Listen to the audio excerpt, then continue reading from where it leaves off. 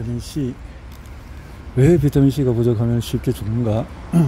C 결핍 증후는 한순간에 나타나는 것이 아니라 지속적으로 섭취를 못할 때 만성적으로 나타난다. 즉 비타민C가 전혀 없는 음식으로 몇 개월 살면은 만성적인 결핍 현상으로 죽음에 이르는 것이다.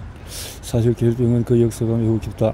18세기 중반에 의학적인 접근이 이루어졌으니 그 역사가 거의 250년이 넘은 셈이다. 그럼에도 그 죽음의 기전을 아직 확실하게 밝히지 못하고 있음을 고려하면 비타민 C에 대한 진지한 성찰과 연구가 그동안 얼마나 소홀했는지 알 수가 있다. 2003년의 10월 세계적으로 유명한 한 학술지에 2세기 만에 끌어왔던 계혈병의 사인에 대한 중요한 연구 보고서가 실렸다. 사람에게 비타민C 수용증인 SVCT 단백질을 발현하지 못하는 생기를 이용한 생체 실험을 통해서 발견한 것인데, 비타민C가 만성적으로 결핍되어서 계혈병에 걸리면 궁극적으로 스트레스 호르몬을 올려진 아드레날린과 스테로이드 호르몬이 만들어지지 못해서 혈압 유지 또 혈당 유지가 이루어지지 않아 결국 죽음에 이른다는 것이다. 비타민C와 관련된 연구 결과들을 조사해보니 비타민C가 결핍이 되면 부신의 기능이 발휘되지 않는다고 한다. 소질에서는 아드레날린을, 실질에서는 각종 스테로이드 호르몬을 합성하는데 이때 비타민C가 저효소로서 매우 중요한 역할을 하는 것으로 알려져 있다. 이에 따라서 만성적으로 비타민C가 결핍되면 아드레날린과 각종 스테로이드 호르몬의 합성이 이루어지지 않아 생명을 유지할 수 없게 된다는 얘기다. 계혈병의 학문적인 사인은 부신 부전증이라는 결론이다. 혈압 유지에 꼭 필요한 아드레날린이나 스테로이드 호르몬이 생성되지 않으면 서서히 혈압이 낮아지게 된다. 흔히 말하는 혈압 120표 80에서 위쪽 혈압 120을 수축기 혈압이라 하고, 그 혈압이 60여로 떨어지면 대뇌에서 혈류가 원활하지 않아 의식을 잃게 되고 급기야 죽음에 이르는 것이다. 그러나 이 실험은 앞에서 얘기한 바와 같이 SVCT는 유전자를 없앤 생쥐를 이용한 생체 실험으로 그 생쥐에서 태어난 새끼 생쥐는 출생 후에 한 달도 안 되어서 모두 죽는다. 생쥐들이 죽는 이유를 분석하니 부신부전이라는 것이다. 그래서 계혈병의 사인은 부신부전이라는 결론이 나온 것이다. 그러나 이 경우 살아있는 성인의 삶 속에서 나타날 수 있는 비타민C 결핍이라는 실제적인 상황을 반영하지 못하기 때문에 학문적으로 많은 사람들로부터 설득력을 잃고 말았다.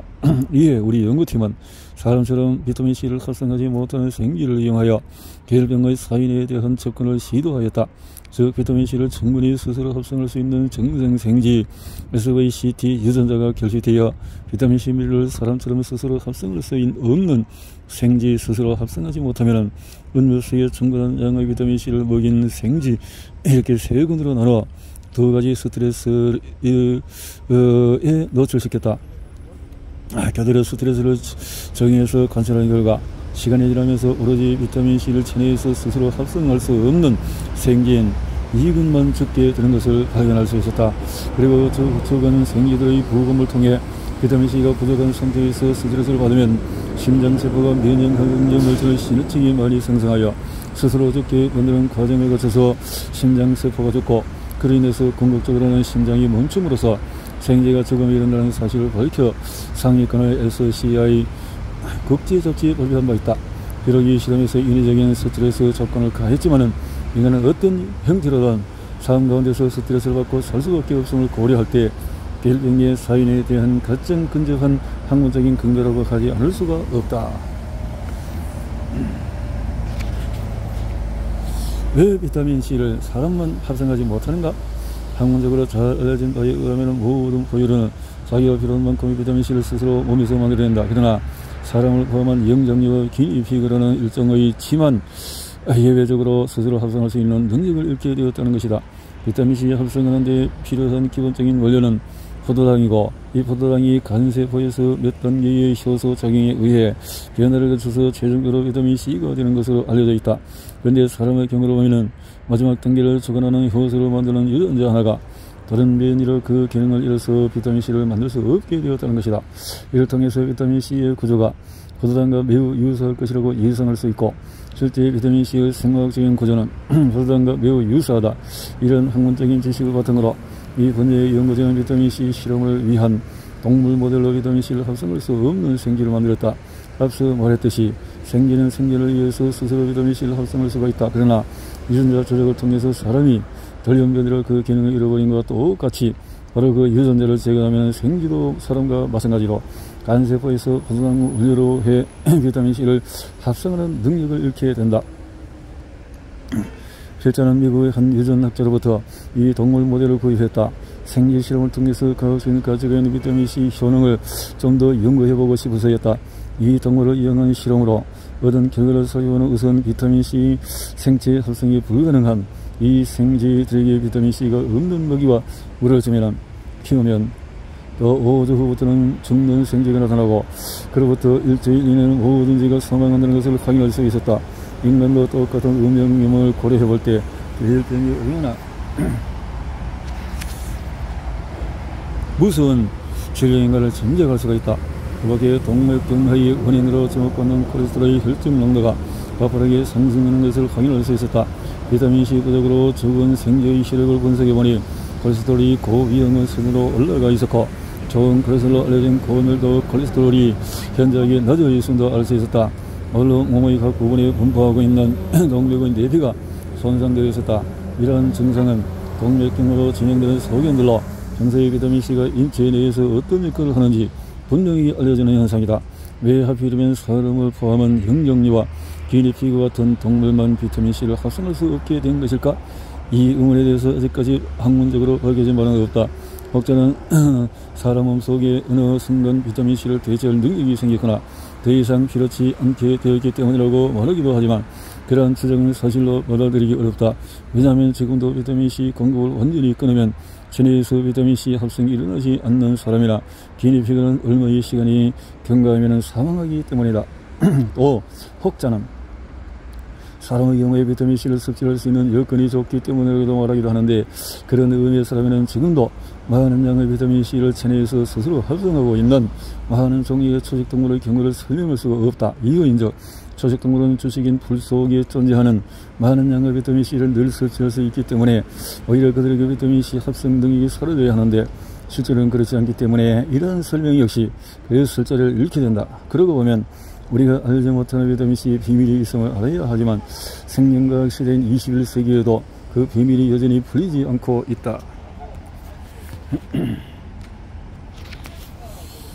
왜 비타민C의 적정량 기준은 제고되어야 하나? 비타민C는 지용성과 수용성이 있음을 우리가 잘 알고 있다. 지용성 비타민은 가다보형 했을 때 부작용이 내과 교과서 등의 의료서적에 잘 기록되어 있지만 수용성 비타민 경우는 가다보형에 대한 보고보다는 결핍증에 따른 보고가 주류를 이루고 있다. 이는 흔히 비타민C 수용성이어서 몸에 축적되지 않고 배출되기 때문이라고 하지만 그런 쪽으로는 물질 자체의 독성이 없다는 사실을 더 중요하게 인식해야 한다. 생성되는 수용성에도 그 자체의 독성이 강하기 때문에 사약에 사용되어져 온 것이다. 수용성 비타민은 대표적으로 비타민 B와 C가 있다. 비타민 B의 결핍증은 각기병, 비타민 C의 결핍증은 계열병으로 알려져 있는데 문헌을 찾아보면 각기병으로 죽는 경우는 거의 없지만 계열병으로 죽는 경우가 많았다. 그런 이유로 비타민 C에 더욱 주목하는 것이다. 각기병의 경우 실제 인간 상속에서 결핍증으로 지금까지 가기 어려운 이유는 각기병으로 죽기 전에 오히려 굶어 죽고 말 것이라는 점 때문이다. 다시 말해 배가 고파 무언가를 먹을 수 있다면 실생활에서 죽을 정도의 비타민 B 결핍이 오기는 어렵다는 얘기다. 반면에 비타민 C는 배고픔을 해결하기 위해서 무언가를 먹을 수 있음에도 불구하고 비타민 B와 달리 결핍의 죽음에 이를 수 있음을 역사의 현장이 보여주고 있다. 즉 18세기 중세 유럽의 역사를 들여다보면 비타민 C 결핍증의 계열병의 역사가 흥미롭게 기록되어 있다. 일찍이 바다의 패권을 장악한 영국 해군 역사책에는 주목할 만한 얘기가 나온다. 해군이 점령지를 향해 항해하던 중에서 함정에 타고 있던 젊은 병사들이 배에 오른 지 수개월 후에 목숨을 잃곤 했는데 분명 배고픔을 해결할 정도의 음식을 먹게 했음에도 불구하고 죽음에 이르렀다는 것 때문에 처음에는 그 원인을 알지 못했다. 나중에 이렇게 하게 되었다는 거죠. 적은 양으로도 생명체의 중요한 효능을 갖는 비타민은 생명 유지를 위해서 섭취하는 음식 속에 있는 양만으로 충분히 공급할 수 있다. 그러나 의미에서 비타민 B는 말 그대로 비타민이다. 그러나 비타민 C는 모든 포유류들이 체내에서 스스로 합성하고 있고 포유류 중에 사람을 포함한 영정류와 기니피그만이 비타민 C를 스스로 합성하지 못하는 점에서 비타민 일본론에서 벗어나 있음을 알 수 있다. 따라서 적정량을 고려할 때 비타민 B와 C는 같은 수준으로 정할 수 없는 것이다. 비타민 B의 경우에 기존의 학계에서 정한 기준으로 부족함이 없지만 그와 똑같은 기준으로 만들어진 비타민 C의 적정량 기준은 제고되어야 한다. 어느 정도로 먹는 것이 좋을까? C가 건강해졌다는 것은 그리 새롭다는 느낌을 주지 않을 정도로 많은 사람이 알고 있는 내용이다. 문제는 적정량이 어느 정도인가 하는 것이다. 2000년 이전에는 적정량 기준은 60에서 100mg이었으나 다른 비타민과 마찬가지로 이 기준은 아무런 문제없이 사용되어 왔다. 이 기준은 18세기 중반의 영국 해역은 근위안이었던 제임스 랜드가 실험적으로 얽힌 하루에 오렌지 2개 정도를 먹게 하면 결병으로 절대 죽지 않는다는 사실에 근거하여 1900년대 초에 제시된 일일 복용의 적정 기준량이다. 오렌지 하나에 약 30에서 50mg의 비타민 C가 함유되어 있다는 사실을 기준으로 정해졌음을 알 수가 있다. 그래서 1000mg이라 비타민 C 부족의 극적인 형태인 폐혈증으로 죽는 것을 막는 기준이었음을 상기해야 한다. 그것은 그저 막을 정도의 수준이었다 하는 거죠. 이제 그 정도 수준을 가지고는 70년대 라이스 폴링 박사는 비타민 C를 스스로 합성하는 동물들의 비타민 C 합성량을 결정하는 실제적인 조건을 사람에게 적용한 알고리즘을 만들어서 하루의 적정량 기준을 제시했는데 이런 기준 여부의 100배에 가깝다. 기존에 폴링 박사의 등장이 적정 용량에 대한 성능 조정에 대한 큰 압력으로 작용했음에도 불구하고 적정량에 대한 기준은 문서적으로는 거의 완벽에 가까울 정도로 꼼짝하지 않고 있다. 이런 거죠. 미국을 중심으로 시장에 쏟아져 나온 그런 그것은 바위처럼 꼼짝하지 않던 적정량의 눈에 띄는 변화를 가져왔다. 그의 양이 2000년 들어서 미국 국립보건원을 중심으로 비타민 C 적정 복용량에 대한 실질적인 변화가 일기 시작했다. 그렇게 나온 새로운 적정량이 100에서 200mg이고 최대 2.1g까지는 문제가 없다는 것이다. 어쩌면 이런 미국 대형 시장마다 절비하게 깔려있을 뿐만 아니라 대량으로 소비되는 1000mg 단위의 비타민 C 알약의 위력이라고 할 수 있다. 100ml 이하가 적정 복용이라면 왜 10배에 가까운 양의 알약이 불티나게 팔려나가고 있는 것일까? 이제 적정 복용량에 대한 학문적으로 접근을 해보자. C의 경우 60에서 100ml야 하면은 소변의 순수한 형태의 비타민 C가 배출이 된다. 그래서 앞에서 언급한 부족의 극단적인 형태인 결병으로 죽는 것을 막는 현상과 소변으로 배출되는 현상이 반영되어 현재의 적정량이 지금까지 그대로 지켜 내려오고 있는 것이다. 그러나 비타민 C가 여러가지 특성을 고려한다면 단순히 양리학적인 방법으로만 그 적정량을 정할 수는 없다. 예를 들어서 소형성 비타민 B의 경우에 소변 검사 방식으로 적정량이 정해져 있고 지금까지 아무런 문제없이 적용되어 왔다. 그러나 C는 B와 다르다. C는 사람을 포함한 영장류 외에 모든 동물이 생존에 있어서 합성하는 물질이고 사람도 본래 합성할 수 있었는데 밝혀지지 않은 어떤 이유로 합성 능력을 잃었음을 생각할 때 적정량을 기준으로 다른 비타민과 같이 정할 수는 없는 노릇이다. 현재 생명활동을 위해서 매일 비타민 C를 생합성하는 동물이 하루에 어느 정도의 비타민 C를 생합성하는지 조사해보니 동물마다 생성량이 다른데 흠의를 살펴보니 체중 1kg당 대략 70에서 250mg으로 나타났다. 한 사람의 적게는 5000mg, 많게는 17,000에서 18,000mg을 알 수가 있다. 물론 적정량 필요량을 고려할 때 사람과 동물을 똑같이 놓고 비교할 수는 없을 것이다. 더 흥미로운 것은 소량의 비타민 C 복용한 사람의 소변에만 비타민 C가 존재하는 것이 아니고 C를 스스로 생합성하는 동물의 소변에도 꽤 많은 양의 비타민 C가 존재한다는 점이다. 놀랍게도 많은 동물이 혈중 농도보다도 3에서 5배 높은 농도로 소변에 비타민 C를 배출하고 있다. 일반적으로 자기 몸에서 만드는 물질은 소변을 통해서 내보내지 않는 것이 생명체의 정상적인 질서이다. 지금까지 알려진 어떤 물질도 자기 몸에서 생합성된 물질이 소변으로 배설되는 예는 한 건도 없다. 심지어 생명활동을 하기 위해 섭취한 포도당이나 아미노산조차도 정상적으로는 소변을 통해서 내보내지 않는데 자기 생명을 위해서 스스로 만든 비타민 C를 소변으로 내보내는 이유는 뭘까? 흥미로운 것은 1차 소변이 만들어져서 통과되는 통과수의 상부 세조간 점막 상피 표면에 비타민 C를 잡아들이는 소형체인 SVCT1 단백질이 많이 발현되어 있음이 밝혀졌다. 이는 무엇을 의미할까? 자체적으로 생성한 비타민 C라 하더라도 어느 정도의 양은 소변을 통해서 정상적으로 배설되고 있음이 드러나는 확실하고도 살아있는 증거라고 할 수 있다. 즉 비타민 C가 소변을 나갈 때 소형체인 SVCT1을 통해 재흡수하여 혈증으로 되돌아가게 함으로써 배출량의 수위 조절을 하는 장치가 컴파트의 상부 세뇨관에 설치되어 있음을 보여주는 것이다. 결론으로 아무리 적은 양이라도 일단 복용을 통해 혈증으로 소된 비타민C는 아직 확실하게 밝히지 않은 비뇨기에 미치는 영향 혹은 기능을 위해 정상적으로 컴포트를 통해서 배출되어야 한다는 것이다.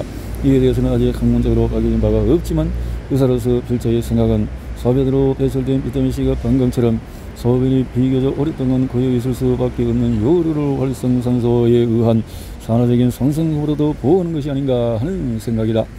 예컨대 나이가 들어서 50대 이후에는 방광 점막 손상으로 점막이 예민해서 소변 보는 횟수가 많아진다. 과연 만성적으로 방광 점막의 여유에 의해서 예민해지는 것일까? 활성산소가 배출되고 있다. 결국 당초 비타민C를 합성할 수 있을 때 질소, 항산화제인 비타민C를 소변으로 배출했을 때 방광 등의 요로를 산화적 손상으로부터 지킬 수 있었지만 C를 체내에서 스스로 합성하지 못하는 지금은 그래서 노인들이 고생을 한다. 더더욱 고생을 한다 하는 거죠. 그렇다면 허유류에 속하는 사람도 허유류가 하루에 비타민C 합성하는데 양의 범위 하한선 정도는 임의로 복용하는 것이 좋지 않을까? 여기서 말하는 하한선 정도란 하루에 6g, 6000mg을 의미한다. 물론 별자의 비타민C 정형학적으로서의 소신에 의한 30년 기간 동안의 동물들의 일일 생합성량의 중간에 가까운 약 10g, 즉 10,000mg 이상을 복용해 왔음을 독자들에게 알리기 원한다. 일일 생합성. 그래서 그러면 캡슐 한 10개는 먹었다 이 말이네요. 예.